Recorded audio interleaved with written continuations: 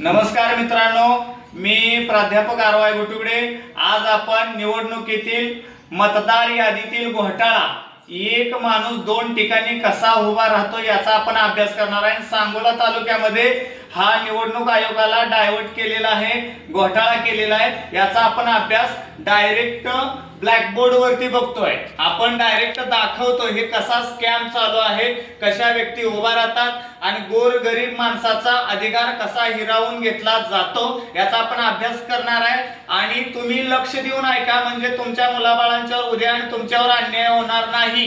हे काय आम्ही प्रसिद्ध होण्यासाठी नाही, तुमच्या लेकरांच्यावर अन्याय होऊ नये त्याच्यासाठी आपण हे करतोय।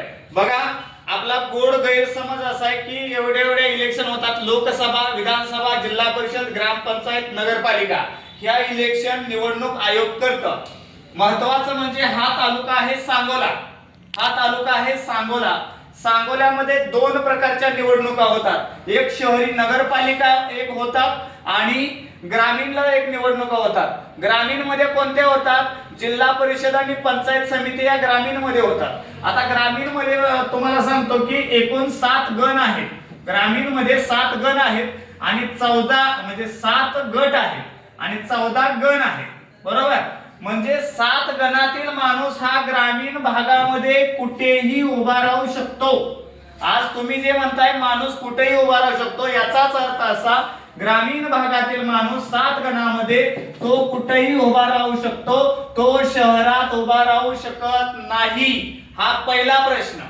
दुसरा प्रश्न असा की शहरी भागामध्ये ज्याचं मतदान कार्ड आहे, शहरी भागामध्ये ज्याचं मतदान कार्ड आहे तो माणूस ग्रामीण भागामध्ये उभा राहू शकत नाही।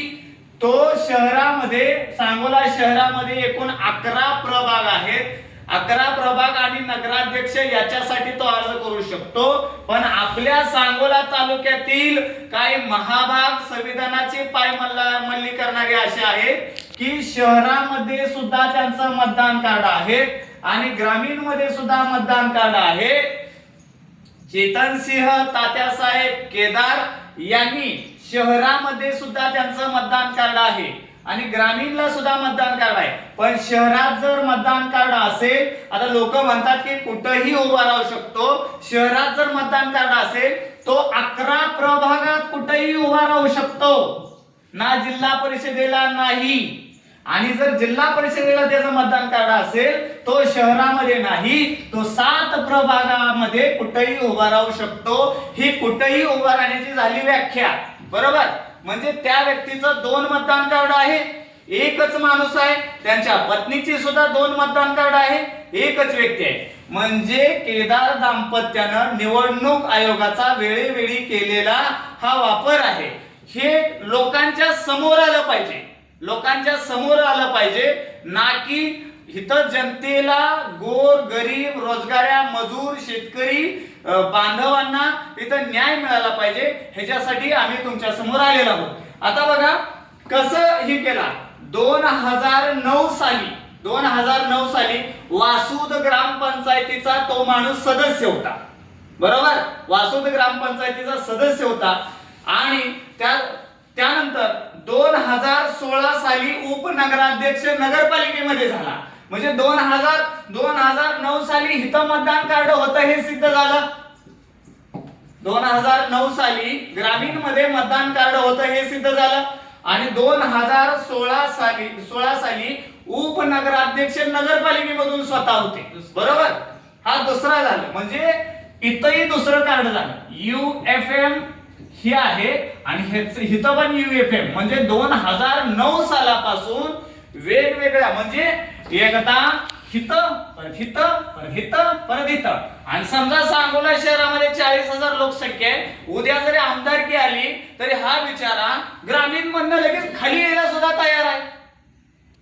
मी त्यांना वैयक्तिक म्हणत नाही, असं जो कोण करत असेल हा क्राईम आहे। चेतनसिंह तात्यासाहेब केदार हे आमचे शत्रू नाहीत, नव्हते आणि नसतील, पण हे केला जाणारा हा निवडणूक आयोगाची शुद्ध फसवणूक आहे। दुसरा मुद्दा, 2026 साली पत्नी नगरसेवक आहे, 2026 साली पत्नी सांगोला शहरातून प्रभाग क्रमांक 8 मध्ये प्रभाग क्रमांक 8 मधून ती व्यक्ती नगरसेवक आहे बिनविरोध आणि यांचं रेशन कार्ड सांगोल्यातलं आहे. रेशन कार्ड 1 आहे म्हणजे जिथं वास्तव बघा चुकीन झाला असेल, प्रभाग क्रमांक 11 मध्ये आहे. त्याचबरोबर रेशन कार्ड 1 आहे, त्याचबरोबर आधार कार्ड हे सांगोल्यातलंच आहे पण वोटिंग कार्ड बाहेर आहे. त्यामुळं पत्नीचंही नाव 2 ठिकाणी आहे बघा, शहरात पण आहे आणि ग्रामीण मध्ये आहे. सुजाता केदार, तिथं चेतनसिंह तात्यासाहेब केदार, इकडं सुजाता चेतनसिंह केदार, अशा 2 दाम्पत्यांचं वेगवेगळं आहे. माझं मत हेच आहे, निवडणूक आयोगाला जर हे चालत असेल तर सगळ्या गोरगरिबांना हे चालतंय म्हणून सांगा.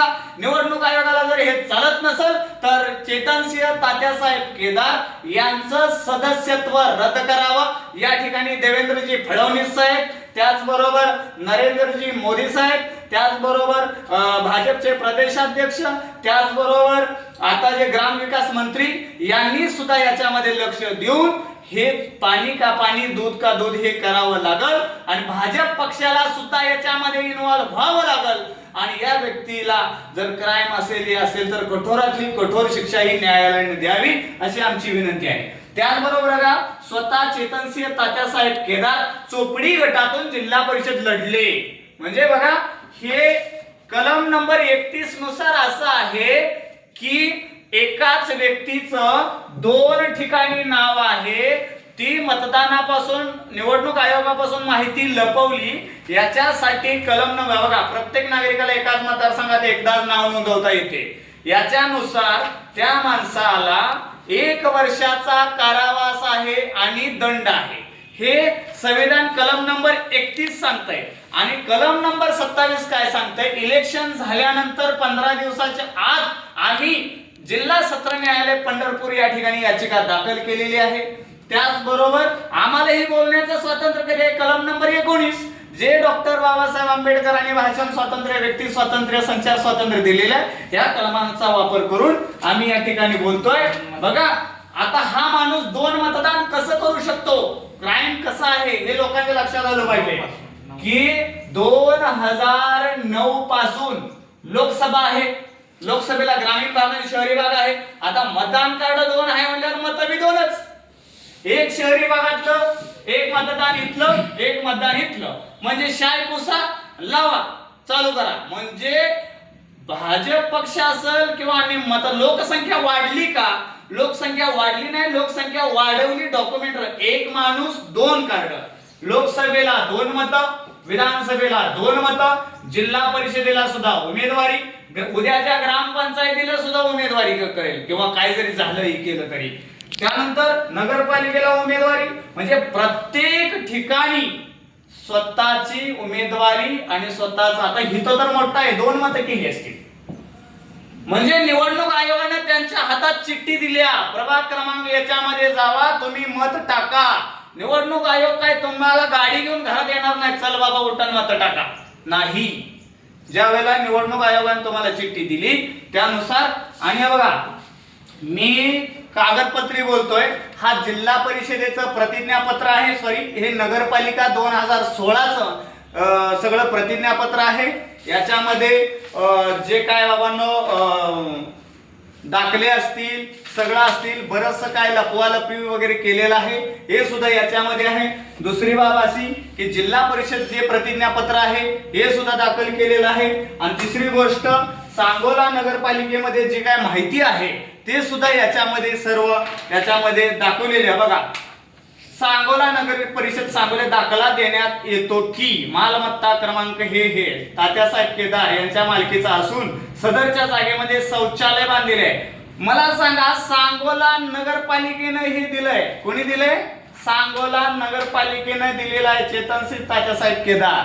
मग हे रहिवासी कुठलं सांगते, 2016 साली इथले. मग रहिवासी बदलले कशी, म्हणजे इथं अधिकारी सुद्धा मॅनेज आहेत. या डॉक्टर बाबासाहेब आंबेडकरांच्या संविधानाची जो माणूस पायमल्ली करत असेल त्याला आम्ही गुटुगडे बंधू रामचंद्र गुटुगडे, मी स्वतः रवाई गुटुगडे कदापि सोडणार नाही. आम्ही जिल्हा न्यायालय असेल, सत्र न्यायालय कोल्हापूर असेल, मुंबई न्यायालय असेल, देवेंद्रजी फडणवीस साहेब या सगळ्यांना भेटू, सगळीकडे याचिका दाखल करू, पण सामान्य माणसाला न्याय देऊ, एवढं 100%. जय भीम, जय संविधान. तुम्ही विचार.